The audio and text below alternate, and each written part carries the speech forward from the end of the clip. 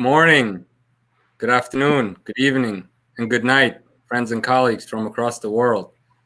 Welcome to today's Podinar session with Dr. Jay Reznick, CEO of the American Academy of Oral Surgery. Today, we are actually officially launching the American Academy of Oral Surgery. Welcome to our Podinar, Dr. Jay Reznick. Thanks, Dr. Shaw. It's a pleasure to be here and speaking to everybody who's logged in this morning. It's quite an honor. We're very honored to have you, Dr. Reznick. We'll go ahead and give you the official introduction so our colleagues and friends know who you are and what you do at the American Academy of Oral Surgery. So, Dr. Reznick, before I go into your bio, I'm a personal fan. When we started the Extraction Academy years ago, 7 years ago, I would actually look at your online content, and you have spent all of these years creating online content for our colleagues, really appreciate it. So, Dr. Reznick is a diplomate of the American Board of Oral and Maxillofacial Surgery. He received his undergraduate biology degree from Cal Berkeley, dental degree from Tufts University, and his medical doctorate from the University of Southern California. He did his internship in general surgery at Huntington Memorial Hospital in Pasadena and trained in oral and maxillofacial surgery at LA County USC Medical Center.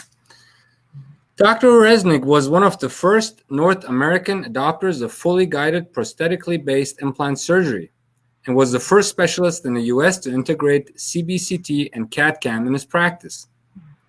He has taught dentists about basic and advanced implant surgery, 3D digital technology for the last 2 decades.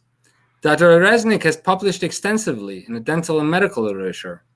He lectures frequently at the dental meetings and educational conferences, as well as giving life training courses to dentists from all over the world.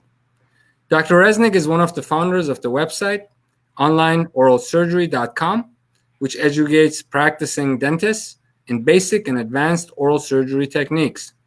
Dr. Reznick is also a consultant to a number of manufacturers and suppliers of dental and surgical instruments and equipment, and is on the editorial advisory boards of a number of dental journals. He is the director of the Southern California Center for Oral and Facial Surgery in Tarzana, California. He can be reached at j@onlineoralsurgery.com. So, wow, what a career you have had, Dr. Reznick, helping general practitioners and specialists in dentistry. You know, most of us, if not the vast majority of us, are doing surgical procedures in our practices, and there isn't a common source of information and knowledge, which brought us to the American Academy of Oral Surgery. But please tell us a little bit more about your background, what was the idea behind helping GPs and specialists, and why you created online oral surgery. Please inform us a little bit. Okay. Well, it all started back, I think, about 15 years ago. My neighbor down the hall in the office, Dr. Samir Puri, approached me about lecturing at a meeting that they were going to have the following year, which was going to be the second annual Dental Town meeting. And he said, "Okay, well, you got to go on Dental Town," which I hadn't heard of at that point, and do some posting so people throughout Dental Town know who you are, because I want you to speak at our next meeting. So, of course, I went on Dental Town, started kind of chiming in, giving advice to dentists who had problems and questions, and soon after that, Howard Ferran and I became friends.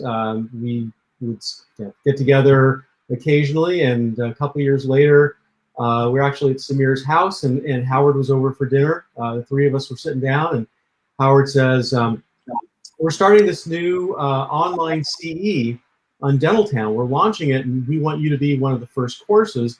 And you've been so great at giving advice to general dentists. We thought what would be really good would be a series, general surgery or oral surgery for the general practitioner." And I looked at him and I said, "Howard, why would I want to teach general dentists how to do oral surgery?" And he said, "Well, here's how you should look at it. Where you are in suburban LA, you can throw a rock and hit about half a dozen oral surgeons, but most dentists who are out there are in more rural areas where the closest oral surgeon may be 100 miles away. There may be a month or more wait for them to get in. And the dentist has a patient in their chair with a swollen face, a root canal lower first molar that is abscessed, and they are scared to death of taking that tooth out because they just don't know what to do, and sending the patient to the oral surgeon just isn't practical. And so I thought about for about 5 minutes, and I said, okay, you know, it makes a lot of sense. So we started our series on Dental Town, and about a year into that, Sam Puri and Armin Reznick came to me and said, you know, we set up this organization or this website called CEREC Doctors because we were tired of traveling around the country giving courses. We wanted to be home more with our families. And we thought this would be a great idea for what you do too, to have online oral surgery courses that are basically over the shoulder, where the doctors can see exactly what you're doing, see what you see, and you talk about it. So, so that sounds like a great idea, and I went and bought some video equipment, including a camera that was mounted on my surgical loop, so you could see exactly what I was seeing. We had another camera that gave a bird's eye view, and we started filming. And from each of these, we filmed everything, but I selected certain cases that had some teaching value and started putting together these courses. And then we launched online oral surgery. So it took off. It was a great success. I think it was about 12, 13 years ago. Armin and Samir got really busy doing CEREC Doctors, so I took over online oral surgery, and the rest is history. We've been gradually or constantly upgrading the site, going to higher and higher definition cameras, a little more sophisticated editing. And we recently, actually not recently, it's been 4 years because I just did the research, been giving AGD CE credits. And we now have, I think, about 31.5 hours of online video courses where we talk about a specific issue, a specific type of case, and talk about how to think about it and how to get through it. So that's kind of where we're at. That's how it happened. A little bit at a time. That's a wonderful initiative. So before I get into the AOS and how it was started, what challenges do you see in teaching oral surgery to doctors? A lot of us do it. A lot of us get sometimes in trouble. What are the challenges that in teaching oral surgery to doctors who have not gone through an OMFS residency? I think it really comes down to thought process. And in dental school, you do an oral surgery course. You do a couple 1-week rotations where you're doing pretty easy stuff, but there's not a lot of cognitive exercise that goes through. As an oral surgery resident, you're taught a completely different set of or ways of thinking about what you're doing. You have to completely understand everything that you're going to do, know the anatomy, the physiology, the biology, be able to know the anatomy and know exactly why you're doing the procedure, walk yourself through it so that you know exactly what to expect, and you start very simple cases, and you get good experience with the really basic things first, and then you move on to the next level. And the challenge, in the residency, you get about 10,000 hours of training, and that's kind of a low estimate. And the challenge with teaching dentists who haven't gone through that residency is they're never really taught that process, and they just want to take a weekend course or a mini residency to get the experience. And they want to do a simple case, and then the next thing they want to do is do one complicated. And that's the hardest thing to get across, is you got to take baby steps first, and then you got to crawl, take the baby steps, and then you can walk, and then you can run. And so all of my courses are kind of geared to that mentality. And that's, like I said, that's been a challenge because it's different from what most dentists have been taught in their surgical training. Yes, it's a very good approach. We can't afford not doing oral surgery procedures as a general dentist. As you know, vast majority of dental appointments are driven by pain, and they end up in root canals or extractions. Yeah, But we think yeah. differently about extractions now than we did, say, 20, 30 years ago, where we were thinking about post-prosthetic treatment. So, with that said, all of these forces in oral surgery and general dentistry came together to create the American Academy of Oral Surgery, which is a worldwide operation. Can you please tell us a little bit about the mission of the AOS? Well, the concept basically is very similar to my concept with online oral surgery and the courses that I teach, and that is to really develop some standards for education for non-oral surgeons who are doing oral surgery, to really have that understanding, to get the right kind of education, to not just take a course that sounds like it's easy, but to really have an educational standard. And what we're requiring for annual membership is 30 hours of oral surgery CE per year to maintain your membership. And we have some specific categories where we have minimums, such as, every year you've got to keep up with oral pathology and radiology. You've got to have 2 hours of CE every year on emergency preparedness and emergency management, medical evaluation. All those things are critically important when you are doing surgery. So the idea with the AAOS was to raise that standard of education for one, but also to create and provide a community where dentists who are not oral surgeons, who are doing oral surgery procedures in their offices, which is probably 90 to 95% of dentists in the US, if not in the world, probably higher internationally, to come together, have a resource for education, have a little camaraderie, get together, support each other, and really raise the standards for how oral surgery is done in the offices of non-oral surgeons. So that's how this all kind of began, is actually this thought of bringing this all together. Wonderful. Who can join the AOS, Dr. Reznick? It's really open to any dental practitioner. In fact, you don't have to be a GP. You can be a periodontist, you can be an endodontist, orthodontist. You can even be an oral surgeon and join. And we have, the criteria for everybody is basically the same, the 30 hours of CE.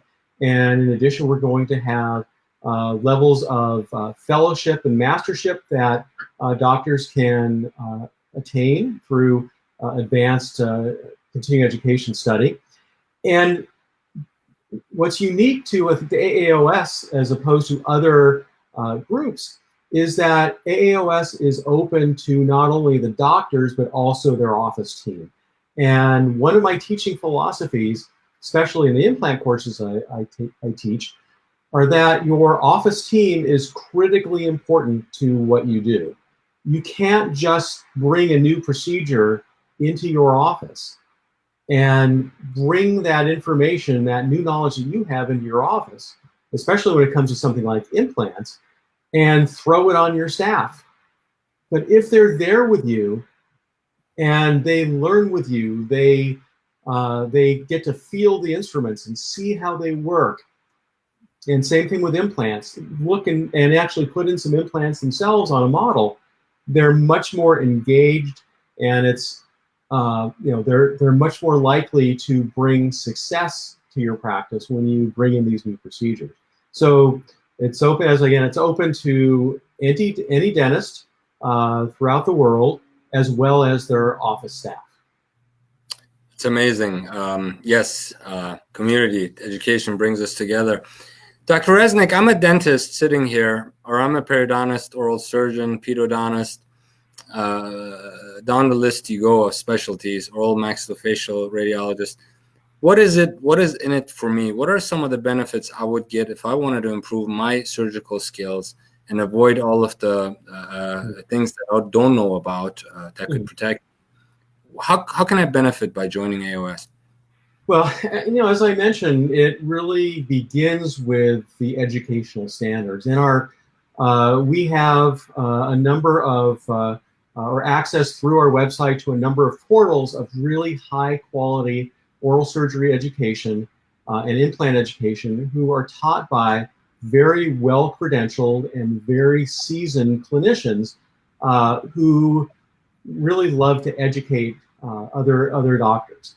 And so it provides you a pathway, a portal to get that high quality education. So you're not just sort of guessing whether this is a good course or not. If it's sponsored by or affiliated with the AAOS, you can bet that it's a high quality educational program. You also will get the benefit of some of the partnerships that we have with some of these educational programs, as well as with different dental suppliers and manufacturers. And for most of the CE sites, you will get a significant discount, up to 50% on your tuition for taking those courses, which is a great benefit. You will also get access to some of our premier corporate sponsors and get discounts on their products also. You'll get access to our library of dental forms, office forms, consent forms, post-operative instructions, etc. Articles that we think are of interest. And you'll be able to join us at our annual meeting, which obviously because of coronavirus, we are not going to hold live in person this year. It's going to be a virtual event. But next year, we intend to hold our first live membership event, our first annual meeting of the members of the American Academy of Oral Surgery, where we can all get together and meet each other, socialize, and get some really high quality CE from some of the best educators in the field. So there are a lot of really great benefits to the organization, and in fact, we're also going to have other organizations of dentists who we are affiliated with, and you'll be able to get discounted memberships to those groups also if those interest you. So a lot of benefits that we've got so far, and many more that we'll be developing as time goes on. Wonderful. So I understand the membership portal was open this morning at aa-os.org. Those are wonderful benefits. Let me tell you a story about an article I read in USA Today where a dentist got sued for $9.8 million and lost because of lack of consent.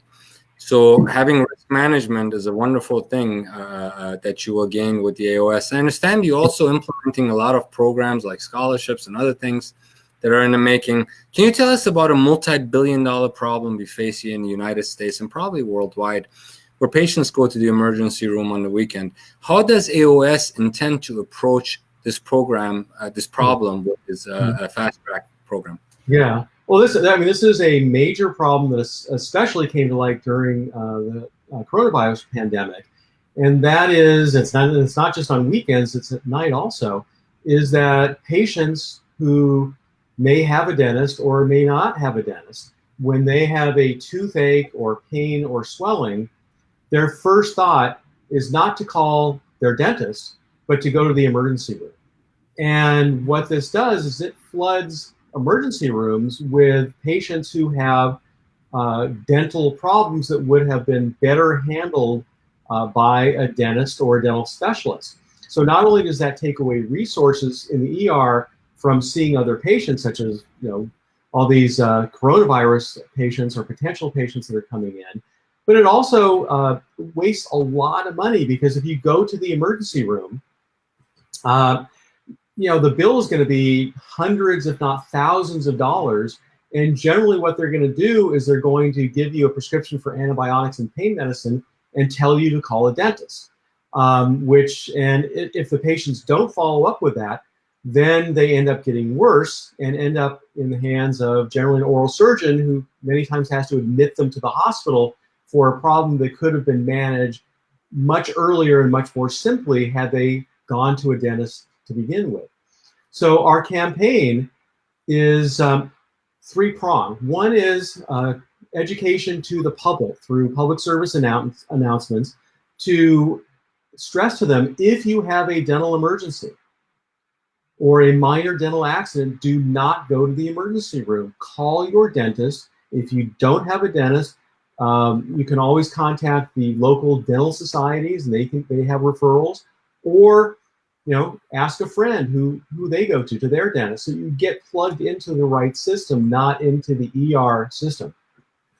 The third prong of this is with the emergency room doctors themselves and the emergency room staff, is to educate them that when they get a dental emergency patient come into the ER, that they should at that point connect the patient with a dentist who is willing to see them, if not that evening, but the next morning. Some emergency rooms have dentists and oral surgeons on staff, but not all of them, especially in more rural areas, will always have a dentist on their ER call panel. And so the third prong is to develop from our membership of AAOS and whoever else wants to join us, a network of dentists who are willing to see these patients and will go to the emergency rooms and make their presence be known, so that when patients come into the ER who have dental problems, it's then sent to their offices, or they get a phone call and the patient gets into the right channel, as opposed to being kind of falling through the cracks when they go through the ER system. So it's a very needed, very important project that we're working on as part of AAOS, and we hope that those of you who are dentists and are close to a hospital, or your practice is close to a hospital, will help us in this project to provide this care for dental emergency patients. It helps the patients, and will also help you in your practice. Wow, that's an amazing initiative. It's amazing how when 32 doctors come together, probably 90% oral surgeons and specialists, and come up with ideas on how we can solve big problems that have been burdening the taxpayers and governments all over the world for many, many decades. Yeah. So can you tell us about those 32 members? I understand there's 3 different boards and committees. What are they, and what is their function? Well, we have 3 different boards. The one is the board of directors, which kind of oversees the entire operation, and that consists of 2 oral surgeons, 2 general dentists, and an oral and maxillofacial radiologist. We also have an advisory committee that consists of 6 oral surgeons, 2 general dentists, an oral maxillofacial pathologist, an oral and maxillofacial radiologist, and a periodontist, all based in the United States. And then we have an international committee of advisors that has a majority of oral surgeons, but some other specialists and GPs also, that represent doctors all over the world and give us their input and feedback to help us direct our programs. The advisory board that we have, our main advisory committee, is, again, full of very credentialed, very well experienced dentists who do oral surgery in their practices, either GPs or specialists, and really come up with the ideas, and we discuss ideas and the direction in which this organization we want it to go. And it's been really valuable getting the input from these doctors, especially prior to our launch of AAOS, to make this organization the premier organization for dentists who do oral surgery procedures and implant procedures in their offices. Wow, that's a lot of dentists. That's a vast majority. Yeah, it's like herding cats sometimes. But we need this source. We need this resource. We need this community, and it will help many, many across the world. So, Dr. Reznick, that was an amazing introduction of the concept. The message would be for our colleagues that are listening in: join us. Let's link arms and forces. And what would you say to some corporations and companies of products and services that want to be a sponsor for the AOS? Who do they contact? What would they have to offer to be eligible? Well, this is again a great organization that's going to bring together not only general dentists but specialists who do oral surgery, and it's a great opportunity for dental manufacturers and suppliers to reach a really diverse as well as enthusiastic population of dentists who will want to learn about their products and want to use their products, especially if these companies are sponsors of our organization and provide some type of discount. So for manufacturers and dental suppliers out there and any other organization that wants to get more information, you can email us at info@aa-os.org, and we'll be happy to get back to you immediately and let you know how you can join us in this organization. That's wonderful. I understand the first annual meeting with the speakers being the three committees will commence in November of this year.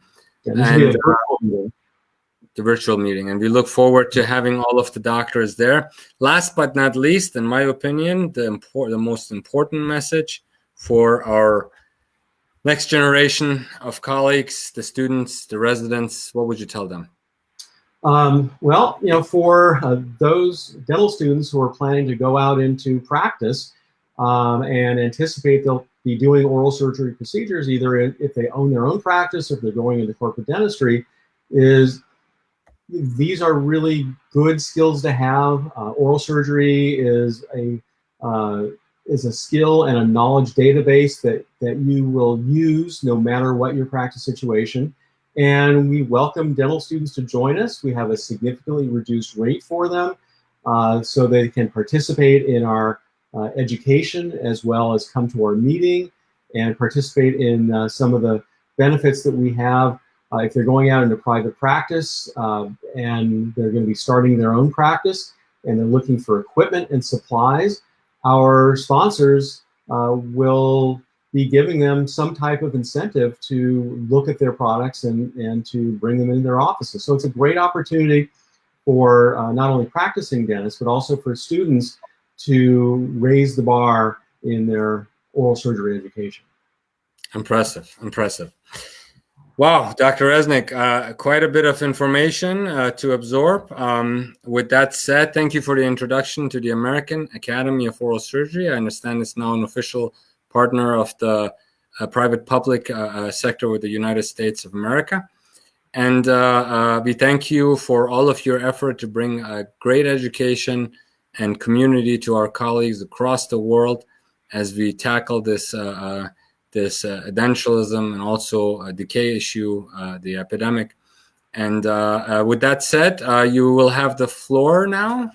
Thank you, Dr. Shah.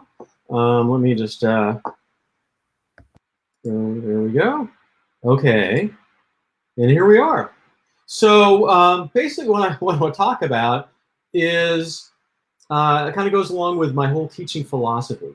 And that is... Dr. Slide, I don't have your slide up. Could you don't please have the slide? Yeah, the slide is not coming through. Oh, let's see. I'm seeing my share screen.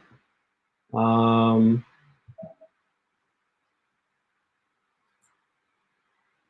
seeing it. Let's see. Oh. There we go. Now we have it. If you want to click play, now you got it? If you go to next slide, I'm not sure why it's not coming up full slide. If not, I would just escape out of it and just go through the slides this way. That'll work. Okay. Well, it's going to be a little difficult to do it that way since I have some videos. Let's give it one more try because I'm seeing on my screen that the screen is shared. Can you see my slides now? And sure, no, I see a black screen. Okay, let me try moving this to here. How about now? You see it now? Do you want to click? No. All right, so let me try one more thing and see if this makes a difference. Fair enough. So one more try.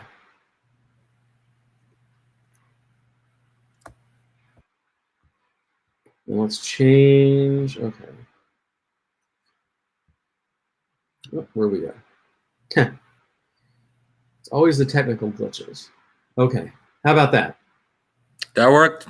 All right, very good. All right, it's good that I'm technically savvy. Okay, well let's get moving since we just wasted a couple of minutes trying to get it to work. So what I want to talk about is surgical complications that you need to know about before you pick up that scalpel, and that's an important aspect of what I teach in my courses. So the first thing to understand is understanding, and the technician is somebody who understands how to do something, how to make a crown, how to wax up a denture, how to click on the various screens to treatment plan an orthodontic case, wherever it may be.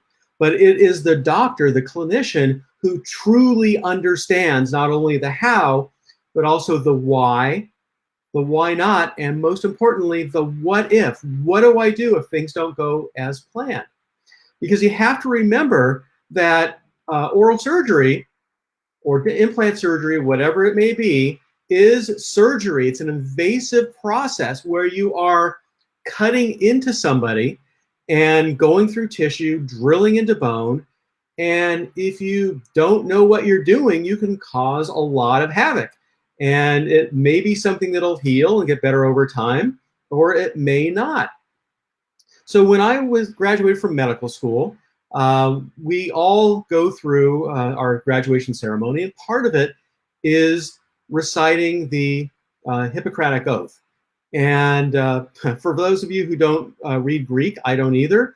We actually have the English translation is what we read.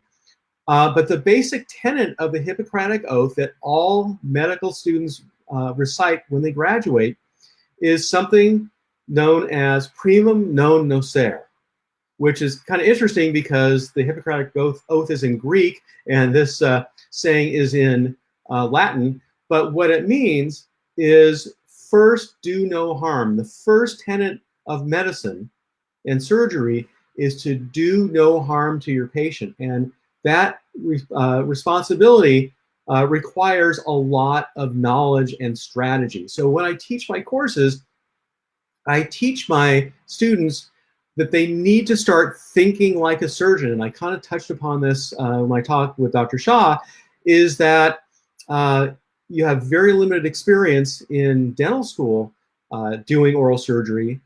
And it's much different from the experience that we get as a surgical resident before we're finally released onto the world.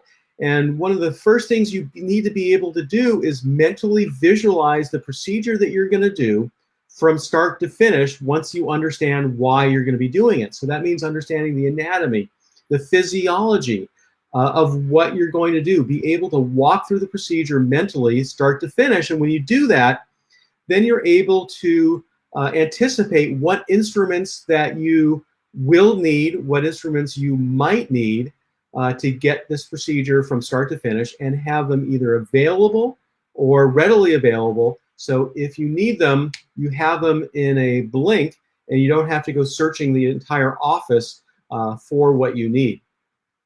In general surgery, I was taught the tenet measure twice, cut once, which basically means you do all your strategizing, you do all your planning up front before you actually touch the patient. And when you are able to do that, when you have that knowledge and understanding, you can anticipate complications. You know what can potentially occur not only during the surgery, but afterwards in the post-op period, and what you're going to do to manage them without a second thought. You have to have a plan.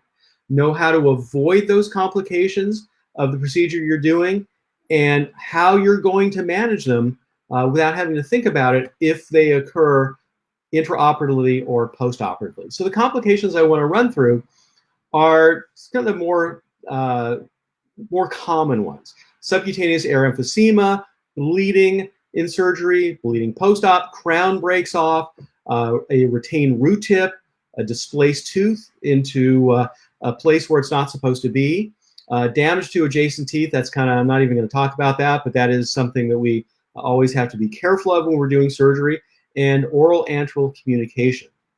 So subcutaneous emphysema is an entity that you may have heard about, but most likely have probably never seen.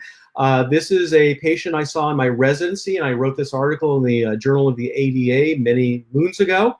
This was a young man who'd gone to his dentist complaining of pain in his lower right third molar tooth.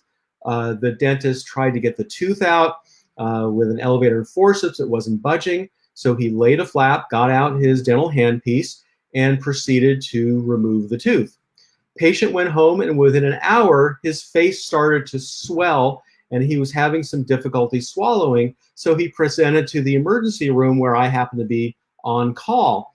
And as you can see, I kind of outlined on his neck the extent of the swelling and crepitus, which I'll explain in a minute, and ended up admitting him to the hospital and managing him and sending him home the following day. So what is subcutaneous air emphysema? It's when air is forced into the subcutaneous tissues.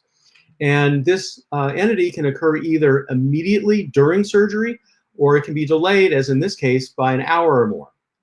Any type of dental treatment that uses any kind of instrument that uses air under pressure, whether it's for endodontic treatment, periodontal osteosurgery, surgical extraction, or an air water syringe, can develop and cause air emphysema.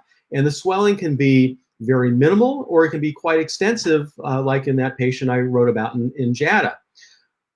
Subcutaneous air emphysema, when you feel the patient's face and feel their neck, it's described by almost everybody universally as feeling like Rice Krispies. So that crackling sound when you pour the milk on your Rice Krispies, or Pop Rocks if you were alive during the 70s.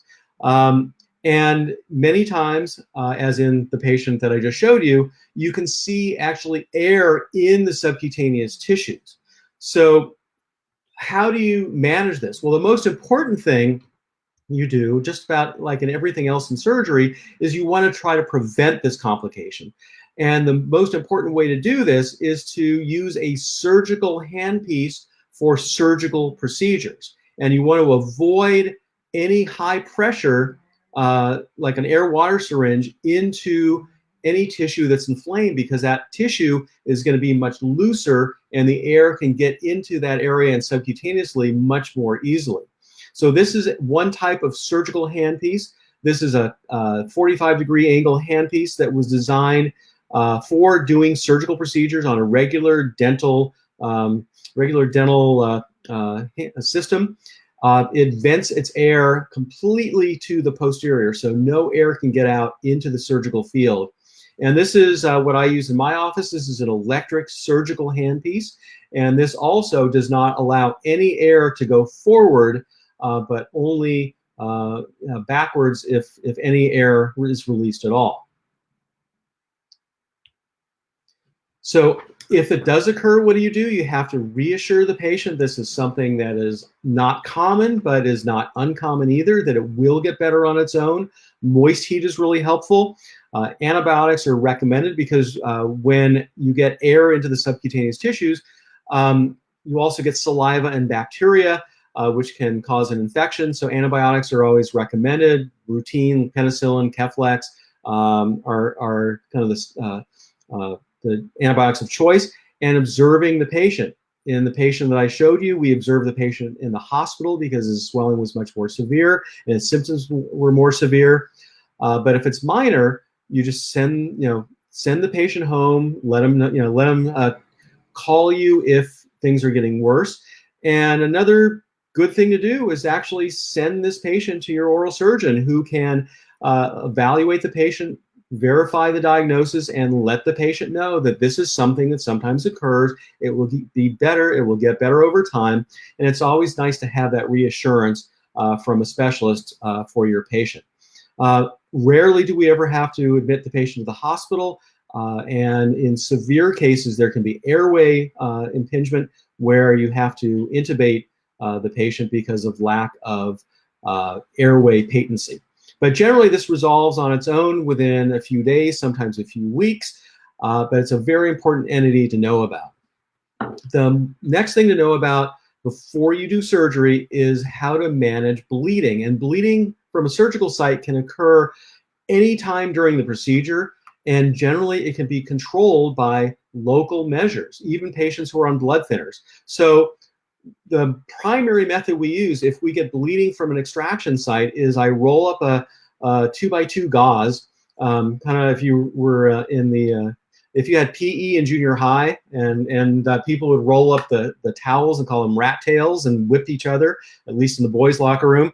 I roll up the gauze like a rat tail and stuff it into the bleeding site. Sometimes it takes 2 packings with gauze for it to slow down. You just leave it there, hold pressure for a few minutes, take the gauze out slowly. If it's still bleeding, you do it again until it slows down, and repeat it as much as necessary. And then you can pack the site with something like gel foam, which is an absorbable absorbable gelatin sponge, or with and what we do is we get a big piece and we cut it into little squares, or Surgicel, which is oxycellulose and is also absorbable. And then you put a suture to hold this in place once you control the bleeding. If it's severe, we'll sometimes soak that gel foam and Surgicel with topical thrombin, but that's not something I expect most general dentists to have in their practice. Really just oral surgeons have it. And if the bleeding is from the soft tissue, local anesthetic with vasoconstrictor can sometimes be very helpful. But the thing to remember is all bleeding eventually stops. You just have to know how to control it before the patient bleeds out. Next thing is, crown fracture. If the crown fractures off the tooth as you're trying to remove it, then this automatically becomes a surgical extraction. And with this in mind, as part of your planning walking through the procedure, you know what you're going to do if that crown breaks off. You're going to have the right instruments so that you can complete the procedure. I can't tell you how many times per month a patient is referred to my office who their dentist was trying to take out a bombed out tooth, broke the crown off, and for the next hour was just digging with a straight elevator, making hamburger meat of the soft tissue and really getting nowhere. You have to then convert this to a surgical extraction, and you have to have the right instruments. And one of the instruments that I love is something called a proximator, which walks down, you basically walk it down the PDL space, it severs the PDL, it expands the alveolar bone, and as you walk it down the tooth, it'll actually, in many cases, extrude the tooth. So here's how this works. So here's a patient, I'm taking out tooth number 12, and I'm going to try to get it with a forceps, and the crown, as you will see, just breaks off. So now I've got roots after the crown crumbles. All I've got is roots below the gingival margin that I need to remove. So now this automatically becomes a surgical procedure. I raise a small flap so I can get better visibility, and I take here my proximator and I advance it down the periodontal ligament space to expand the alveolus and loosen this root. This little root fragment where it fractured, I'm going to remove in addition. And you can see how as I advance the proximator, it gets deeper and deeper down into the PDL space, closer to the apex, where now I can just come in with a simple hemostat and remove that root intact. And so this is a very important technique to know if you're going to be taking out teeth and it becomes a surgical extraction. What if you have a multi-rooted tooth, and the same thing happens? So here's a case where the crown broke off of number 15 as I was extracting it because it was severely decayed. And this, again, automatically becomes a surgical extraction. So if you have a lower molar, you're going to separate the tooth into 2 sections, 2 individual roots, mesial and distal. And with an upper molar that fractures, you're going to separate the roots into a palatal root, a mesiobuccal, and a mesiodistal, and then elevate those roots out individually. And you take them out. If it won't come out as intact, you take out the individual roots, and you have to be prepared to do this, and you have to have the right instruments. And so here again, I'm taking my proximator, advancing it down the PDL space, and using this to displace the mesiobuccal root, the mesiodistal root, and then the palatal root. So here we are on the mesiodistal. You can see how I'm mobilizing it, and then again, I can grab it with a hemostat and then move on to the mesiobuccal and then the palatal root. Here's another case where you have to know what to do if this occurs. This is obviously a lower second molar on the left side that has a crown on it. It's got a little bit of cervical caries you can see on the distal. It's got a straight mesial root, and it's got a curved distal root. And when I went and took out this tooth with a cow horn forceps, as you can see, the distal root remained in the socket. So this is about how much of the root was still there. And so now you have to have a plan to retrieve that root. And that means having knowledge ahead of time of what you have to do to get out of this situation. So again, it becomes a surgical extraction. You have to lay a flap to get access, because if you can't see it, you can't do it. So I see the root tip there, and I'm going to try to mobilize it next with a root tip elevator or a root tip pick. It's called both names. And this is an instrument that is designed, and this is what it looks like, to catch, as I call it, the high side of the root tip. And when a root breaks, it never breaks straight across. It always breaks obliquely. And so you're going to place that root tip pick on the high side of that root fragment, which you'll see in this illustration is right there. And then you use the root tip pick to displace that root tip so you can remove it. Now, if it's not moving, then you have to get out your handpiece, your surgical handpiece, not your regular dental handpiece, and give it a little space to move. And so I'm going to bring in my handpiece with a 701 burr, a nice thin burr, or 702, and I'm going to remove a little interproximal bone so I can get better access to that root and give it a little more space to come out, so that when I go back with my root tip pick, and of course you want to do this with lots of irrigation so you don't burn the bone. I'm going to go back with my root tip pick and attempt to elevate it again on that high side. And when I do that, now we see the root tip is mobilized. And again, we can grab it with a hemostat and conclude our procedure. There are some other methods that we use to remove root tips other than with a root tip elevator. Again, this is engage it on the high side. This is an instrument that I think is essential if you're doing oral surgery. This is called a Stieglitz root tip forcep. It's got a very strong, very pointed beaks, and this is really good at grabbing small root fragments deep within the socket once you've mobilized them in order to remove them. Another trick to have up your sleeve is to use an endodontic file, a number 50 or 60 endodontic file. And this, if you can see the pulp space in the root canal space in the root fragment, you actually screw the number 50 or 60 endo file into that root canal space, the pulp space, and then you can either pull it out, or sometimes you need to fulcrum. You put a needle holder or a hemostat, a little cushion on an adjacent tooth, and use that as a fulcrum. And that root tip, 95% of the time, will just pop out. Next thing I want to talk about is this patient number, Maria. She's a 53-year-old patient who went to her dentist because she was having pain on tooth number 1. So her dentist, this is the pre-operative periapical radiograph, and you can see tooth number 1, pretty straightforward. It's got a conical root, should come out very easily. And so her dentist applied elevator and forceps, and when he did, the crown broke off. So he went back in without, he actually did lay a little flap to get some exposure, and went in with his elevator and started kind of wiggling around.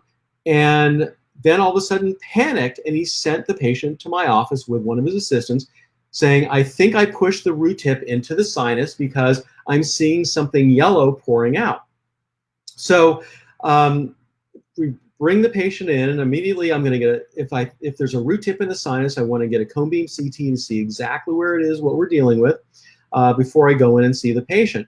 And the radiograph comes up, and as you can see there, the root tip is not in the sinus. It's completely still in the socket. And when I looked in her mouth clinically, this is what I saw. This was the yellow stuff that was pouring out. And the point of this is that the dentist who was operating in this area was absolutely clueless about pertinent anatomy in the area, because what this is the buccal fat pad. And it's a pad of fat that's just deep to the buccinator muscle, gives the face its fullness. And if you lay a flap that violates the buccinator muscle, the buccal fat pad will herniate through. And in fact, this is done on purpose by plastic surgeons to make the face look thinner. So if the buccal fat pad is exposed, first of all, you got to recognize what it is, and then you have to pack it back in with some gauze to keep it from herniating back in while you're trying to complete the extraction, and then stuff it back in permanently. So it's okay to excise a little bit, maybe up to maybe 2-3 cc's or more, up to 5 cc's of buccal fat, and then stuff it back in. And usually I'll put some Surgicel to hold it in place, or some gel foam, and then get primary closure over where it was coming out, and it should generally heal without any complication. Any oral surgeon who takes out impacted upper thirds has encountered this multiple times in their career and knows exactly how to handle it. And it's very rare that there's any adverse outcome, but you have to know how to handle this complication if it occurs. And of course, you have to know what it is and know your anatomy before you pick up that scalpel. What about displacement of a maxillary molar root into the sinus? This certainly can occur if you're removing, especially a maxillary first molar, where this is the most likely tooth to have a root tip that projects into the floor of the sinus. And this patient was having tooth number 3 removed, upper right first molar, by his dentist. And in attempting to get the tooth out, he pushed that third root, I think that's the mesiobuccal root. He pushed it, he saw it disappear in the socket, and it went into the floor of the sinus. So how do we manage something like this? Well, first of all, if you don't know how to do this already, if you displace the root in the maxillary sinus, you do exactly what this patient's dentist did, which is to immediately refer him so that it can be managed without any further damage. So as you can see, this root tip is in the sinus, and this tooth had, and I don't have the pre-op radiographs because the dentist never sent them, but you can imagine this was a pretty significantly infected tooth that had apical pathology that was eroding into the sinus. And so it was almost to be expected that this root tip or something would end up in the sinus because of violation of the maxillary sinus floor in removal of this tooth. And so you can see where the root tip is. So how do we get this out? And if you've got surgical experience, then this is something you can manage. And if you don't, of course, you don't. And so I like to cut my osteotomy. And essentially what we're doing with retrieving a root tip root tip in the sinus is what's called a Caldwell-Luck Caldwell-Luck osteotomy, which if you do implant surgery and do open sinus lifts, you'll recognize that this is pretty much exactly what it is. So I use a piezosurgery piezotome to cut through the lateral maxillary wall and preserve the sinus membrane. And then I'm going to use this piezotome attachment to go between the remaining bone of the sinus floor and the maxillary sinus membrane and elevate it atraumatically. And generally when a root tip goes into the sinus, it is going to be under the sinus membrane. It's going to be between the floor of the sinus and the sinus membrane. And so you have to know that. And you can see the root tip right there once I elevated the sinus membrane. Try to grab it with a hemostat, and I can't get it. So I'm going to go in with a surgical suction, and there it is out of the sinus. And so very simple, again, to handle this complication if you know how to do it. And if you're going to be doing surgery on a case like this, where there's significant erosion of bone at the apex of the maxillary tooth, then you have to know how to avoid and manage this complication. So what I did in this case was I kind of handled this like a combination ridge preservation graft and sinus lift. And I grafted about 2 cc's of bone into the maxillary sinus, and then covered that on the occlusal end with a Teflon membrane. And this is the patient about 6 months later with his implant placed on the left to replace the missing tooth. And about 3 years later, he presented at my office to have another tooth removed on the other side. And this is 3 years down the line, the result that we have after the surgery. So very difficult complication, but if you know how to handle it, you'll get a good result. Another type of tooth displacement is something that occurs more often than you might think. And if you look at this radiograph of a 21-year-old gentleman who went to his dentist, dentist said, you've got lower third molars that are impacted. I think he had pericoronitis around number 32, the lower right wisdom tooth. You need to get these wisdom teeth out. The dentist went and proceeded and removed some bone and got number 32, the lower right lower right third molar, so it'd be 4-8 in the international nomenclature. And then he proceeded to remove tooth, the lower left third molar. And if you look at how this tooth appears compared to the tooth on the right, you notice it looks very different. You don't see the roots, and what you see is it looks like a crown smiling at you. So this tooth is either rotated to the buccal or it's rotated to the lingual with the roots out to the buccal. And you have to, before you pick up that scalpel, you have to understand this radiograph, and you have to understand anatomically what's going on before you start to treat this patient, or you're going to run into trouble like this dentist did. And as you can see, the lower left third molar is not where it's supposed to be. It did not come out because it was actually tilted to the lingual, and when the dentist applied the elevator, it popped into the lingual side of the mandible. So this dentist packed the patient into a car with his dental assistant, and they drove about an hour and a half to come see me. And on our 3D scan, you can see exactly where the tooth is. It's on the lingual side of the mandible, lingual to the mandibular ramus. And, you know, did I go in and immediately then remove this?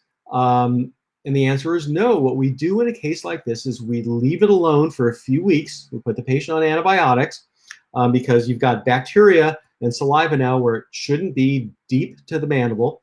And we let a fibrous capsule encapsulate, fibrous tissue encapsulate that tooth. So now we can go in, and I used basically a sagittal split osteotomy type incision and easily found the tooth, opened up the capsule, and got the tooth out in probably less than 10 minutes. And that was being extremely careful. So again, you've got to know your anatomy. You've got to know the potential complications when you see this occurring. And if possible, if you see something that looks unusual, a cone beam CT is really helpful to evaluate the anatomy to keep you out of trouble. And that's really the most important thing, is to stay out of trouble. Again, oral antral communication, most common with maxillary first molars, and the best treatment is to avoid this complication. If you see a lot of apical pathology, be very careful, or anticipate that you're going to have an oral antral communication when you get this tooth out. And if you end up breaking off the crown or have to section the roots, be very careful that that burr doesn't go into the furcation area, because most likely the sinus is going to be expanded into that area, and you're going to perforate not only the sinus floor, but also perforate the sinus membrane. So if it's small, once you've got the roots out, you gently curette it. You can pack some gel foam or a collagen plug or Surgicel into where the defect is. And then if you can, you can't perform and achieve primary closure. Now, if you can't, what's really helpful is to then do a bone graft occlusal to your packing, and then cover that and protect it with a barrier membrane. And that will generally heal into good solid bone, as you saw in that case I showed you earlier. And it will generally close up by itself. But if it doesn't close in 2 weeks, you really need to refer this patient to an oral surgeon who will evaluate the case and be able to manage it for you. If we get a small perforation or even a large one, we always give our patients what we call sinus instructions, which basically are, don't blow your nose, don't use a straw, etc., so that they don't exacerbate the condition and basically open up that communication again. Here's an interesting case that was referred to me, as you can see, about 8 years ago. This dentist referred the patient to come see me. He said that number 3 had some periapical pathology for the last 2 years, and patient has had this flap of tissue that has not healed in the last 2 years, and to go ahead and treat if necessary.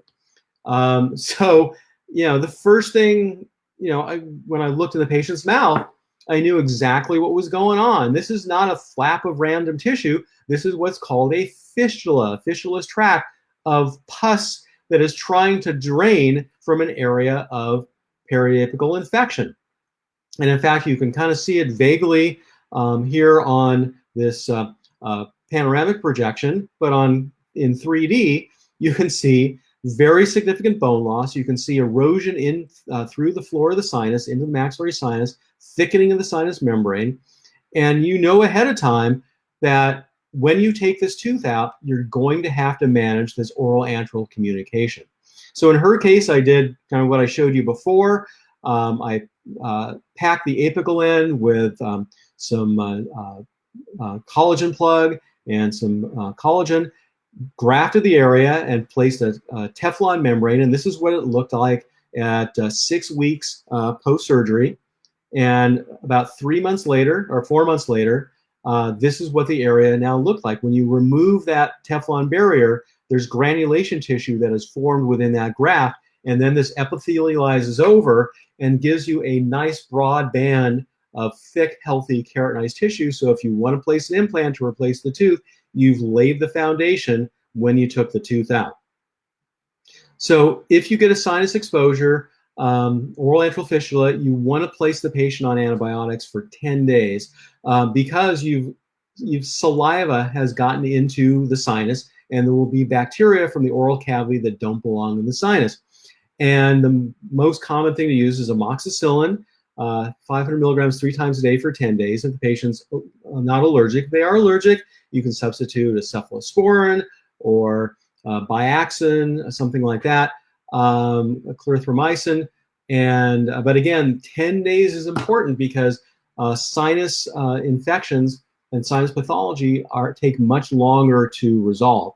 And it's not, it's also helpful if the patient doesn't have high blood pressure or cardiac condition to give them a nasal decongestant to use to help open up their stuffy nose and sinuses so that they can breathe better and won't try to blow their nose. This is the sinus instructions I mentioned earlier, and we give this to every patient that has a sinus communication or potentially sinus communication. It basically tells them there was an opening into the sinus, and there are things that you can do to help facilitate healing. So don't create any suction by smoking, sucking on straws. If you sneeze, don't try to hold it back. Other things that will help bring this to a resolution, let it heal. So we've gone through some of the most common pre or intraoperative complications. Post-operatively, again, bleeding is a very common, well, not a real common post-op complication, but in patients who may be on blood thinners like Coumadin or Eliquis or Plavix, we sometimes see these. And I'll tell you that for the last 20 years, I have not taken patients off of a blood thinner, because generally there's an indication, there's a reason why they're on it. And so generally it's a more medically significant complication or condition than we would have to deal with if we left them on the anticoagulant and we get some bleeding. So most bleeding, as I showed earlier, can be managed by local measures, by packing the site. Sometimes, if you see soft tissue bleeding, you can use cautery, but packing the site, controlling the bleeding is generally all you need to do post-operatively if you get a bleed. Now, if you have a liver clot, which is a kind of an exuberant clot that looks like liver, uncooked liver, you want to remove that completely and then pack the site and control bleeding. The next most common thing that we see, or most common thing that we see, is an infection post-operatively. And a post-op infection is not going to occur immediately. It generally is going to occur on around the third, fourth, or fifth post-op day, when the patient should be getting better. They will note increased swelling and increased pain. The area of the incision will look very inflamed. They may have skin erythema. Patient will complain of a foul or sour taste, and they may have a fever. And this is, regardless of whether they've been given a prophylactic antibiotic before the tooth was removed, if there was no pre-existing condition. And generally, especially for third molars, if the patient's healthy and the site is healthy, my only antibiotic preoperatively and perioperatively is a chlorhexidine rinse, and I reserve antibiotic pills, systemic antibiotics, for if they actually do develop an infection, which is about 3 to 5% of the time, so not very common. So when we recognize an infection, we want to treat it initially with the standard antibiotics, amoxicillin, maybe Augmentin, cephalosporin, clindamycin, or possibly something like clarithromycin. Usually it's due to either food debris that got stuck in the socket and didn't get removed, or some bony sequestration. A little piece of bone floats up in the socket and starts an inflammatory response, which then becomes infected. Generally what you do is you're going to go in and debride the socket, clean out everything that's in there, let it form a fresh clot. If there's a lot of soft tissue swelling, you may have to do an incision and drainage into the soft tissue and place a drain. But generally, curettage, irrigation, and antibiotics will allow it to resolve. So this is Jamie, a 16-year-old female who went to her dentist for a routine exam. The dentist said, "Oh, you've got 4 impacted third molars that need to come out." We have an oral surgeon who comes here once a month, and he'll do it for you. So she was scheduled with the oral surgeon that comes to the office, and she had her wisdom teeth removed, impacted third molars, and 2 weeks after surgery, she developed pain and swelling. Well, the patient called the dentist, and the dentist told her, "Well, the oral surgeon doesn't come back for 2 more weeks, and I don't know how to handle this complication." So she was referred to my office. And when you look at her panoramic projection of her cone beam CT, you can see something going on in that lower left third molar socket. In addition to, it looks like a lot of bone was removed. And what you see, and the crosshairs are on one of them, is a bony sequestrum. So bone that's actually coming loose and forming an inflammatory response that then becomes infected. And there's 2 of those sequestra. And you also see, if you look in the cross section, some little black dots. And what those are is something that's pathognomonic of an infection. When bacteria are present in a soft tissue infection, and this is basically, that's what's in the socket now, the bacteria release gaseous byproducts and basically form gas pockets within the wound. So when you see this, you know this is infected because you see those gas pockets in addition to the sequestra. So what you're going to do is you're basically, as I mentioned, go in and just clean this out, thoroughly debride the socket with a molt curved curette. Clean it out as thoroughly as you can, of course, after giving good local anesthesia. You're going to get out all of that debris and irrigate, irrigate, irrigate. The solution to pollution is dilution. You want to get all that junk out of there. A lot of times I like a double-ended straight curette to really get that, that posterior or mesial wall, back wall of the socket. And you're going to debride until you see a nice, clean socket. All that granulation tissue has been completely removed, and all you see is good, healthy bone. And then you're going to irrigate again, and as you continue, so you can see what's going on, and suction, and as you irrigate and curette again and get all that stuff out, you're going to find those bony sequestra. So I'm going back in, doing lots of irrigation with sterile saline, suctioning out the site, going back in with the curette, and this, sometimes takes, a little bit of time, and get those bony sequestra out and don't stop until the site is completely clean. Probably the most common complication we see postoperatively is a dry socket or localized alveolar osteitis. And that is when the blood clot dissolves from within the socket and leaves the inside of the socket, the bone, exposed to air, and it's really painful. We don't know exactly what the etiology is. We've been studying this for 100 years, and we don't have a really a solid answer, but what is thought is that it has to do with an antibody response to bacteria in the socket, which not only destroys the bacteria, but also destroys the clot with the lytic enzymes. And so I liken this with a patient when I'm going through the informed consent process with them. It's like a scab when you fell and scraped your knee. If you leave the scab in place until it falls off on its own, the skin feels fine. But if you pick that scab off early, the skin underneath is really tender and painful when you touch it. And that's basically what a dry socket is. There are various treatments. Probably the most effective thing is to, again, thoroughly flush out the socket. And then we place a dry socket paste using a monoject syringe into the site after it's been irrigated. And we give the patient, a couple days worth of this paste to take home. And generally it's going to resolve, and we tell them if it doesn't get better, come see us, but otherwise you don't need to see us. Other clinicians use packing gauze, and they may impregnate the packing gauze with clove oil or with this paste, and they'll put the packing gauze in and have the patient come back a couple days later to remove the packing and change the packing if necessary. I can't tell you how many legal cases I've been an expert on where the patient didn't come back for follow-up, and months later, because that gauze wasn't removed, it set up a severe infection like osteomyelitis, which needed significant reconstruction because the patient was lost to follow-up. So I don't recommend doing packing gauze at all. If anything, I'll put the eugenol or the paste into something like a gel foam square and pack it into the socket, but I don't put in anything that is non-resorbable.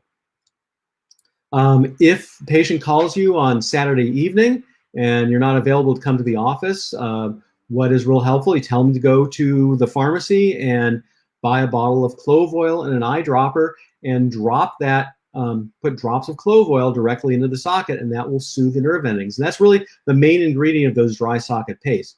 If they can't find the clove oil, most pharmacies have, this is called the Red Cross toothache medication, and it's a little bottle of eugenol or clove oil along with some tweezers and some little cotton pellets.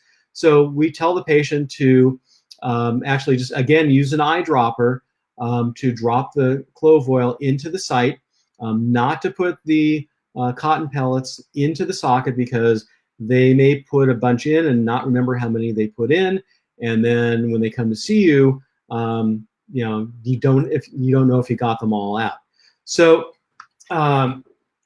thing that I want you to keep in mind is that when you treat a dry socket, it should not last for more than a couple days. In fact, most patients are feeling better by later that same day. If the patient comes back day after day and is still complaining of symptoms after the third day, you've got to look for other causes of their pain, such as an infection.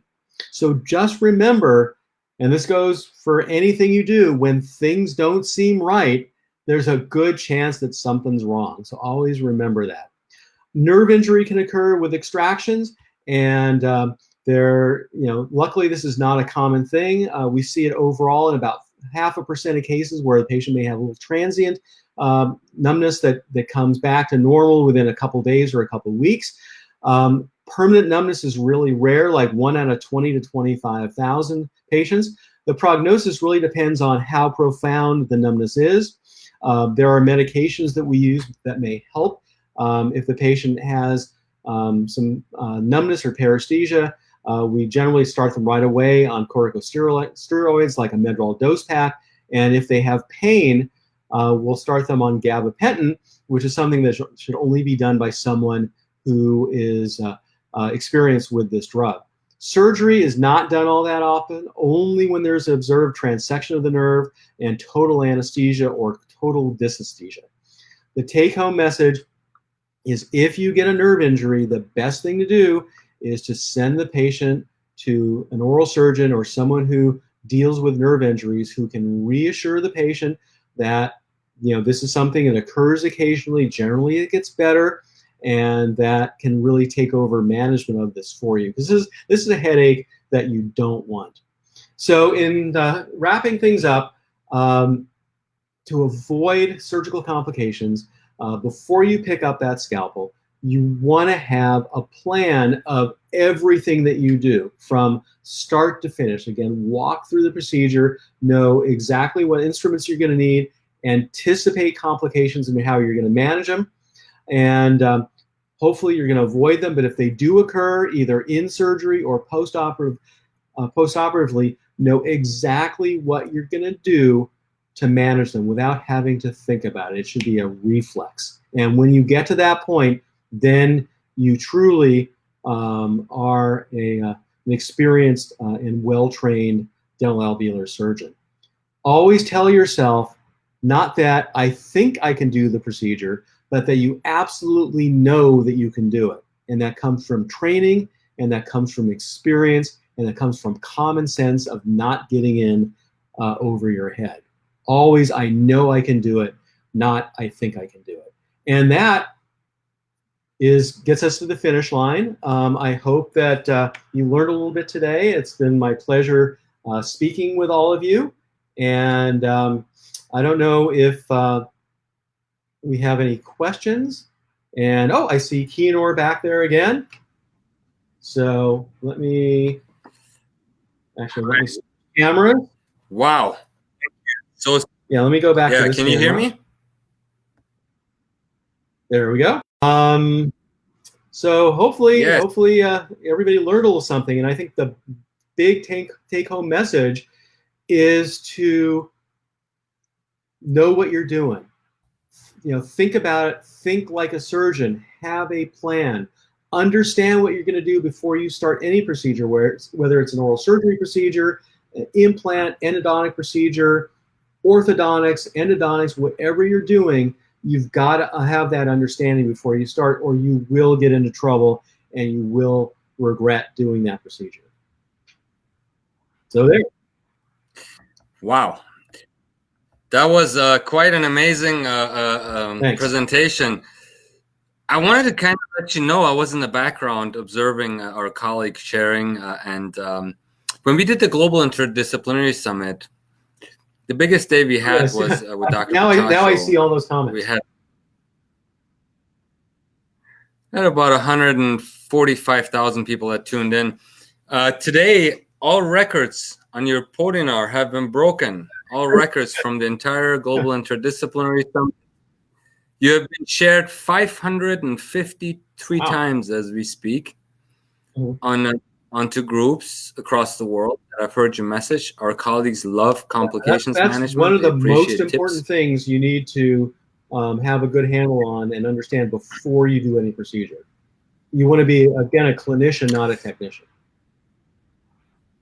So moving forward, we will be referencing Dr. Reznick's podium with us as the new world record. Thank you so much for this amazing lecture. There's constant comments coming in on the side of how amazing your presentation was, and congratulations.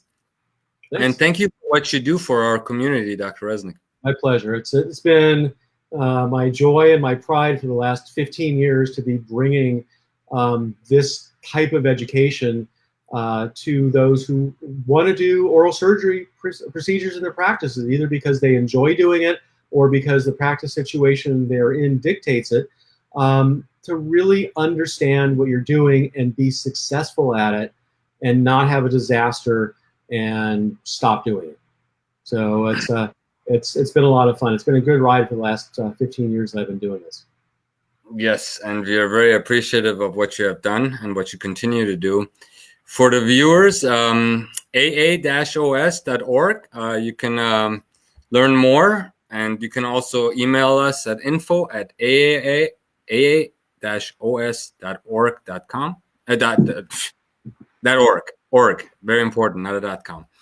Sorry, I'm crunching on ice. I know that's a bad thing to do. Yeah. But at least I got like, what, how many dentists are watching? So I would probably, if I break a tooth, I'll know who to call. Yeah, there are a couple of amazing points you have raised, and I'm sure many of our colleagues will be viewing this in different time zones in the next 24 hours, so that that whole viewership increases accordingly. But Dr. Reznick, thank you again for your time, for your wonderful presentation, and look forward to your next big presentation at the virtual meeting coming up. Yeah, can't wait. Can't wait. Any final message?